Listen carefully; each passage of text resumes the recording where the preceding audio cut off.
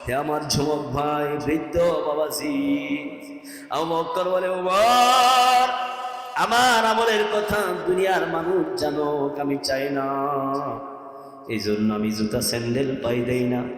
গভীর রাত্রে খালি পায়ে গরির বাড়ির কাজকর্ম করতে আমি আসি। কাজ কাম হয়ে গেলে আমি চলে যাই। আমার আমলের কথা দুনিয়ার কেউ না জানুক, আমার আমলের কথা শুধু আমার আল্লাহ জানুক। বলুন আল্লাহু আকবার। আজকে আমরা আমাদের আমলের কথা প্রকাশ করে দেই, মানুষকে জানায় দেই। আমার ভাইরা, আবু বকরকে এইভাবেই দামি হয়েছে নাকি? আবু বকর মদিনার সব থেকে দামি মানুষ ছিল, মদিনার সব থেকে ধনী মানুষ ছিল। নবী যখন আবু বকরকে ইসলামের জন্য দান করার জন্য বলেছেন, সঙ্গে সঙ্গে আবু বকর সব কিছু দিয়ে দান করে দিয়েছেন। বলুন না সুবহানাল্লাহ। আমার ভাইরা, একদম নিঃস্ব হয়ে গেছে, কোনো কিছুই নাই।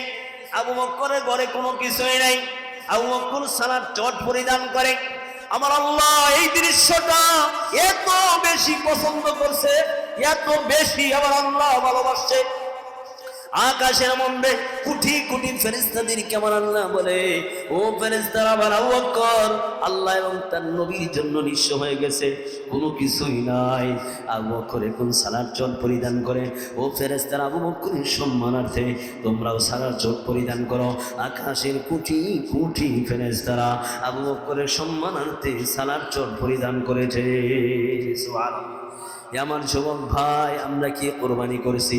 আবু বকর তো অনেক কোরবানি করেছে। আবু বকরের কোরবানির বদৌলতে পৃথিবীর সর্বশ্রেষ্ঠ দামি মানুষ হয়ে গেছে।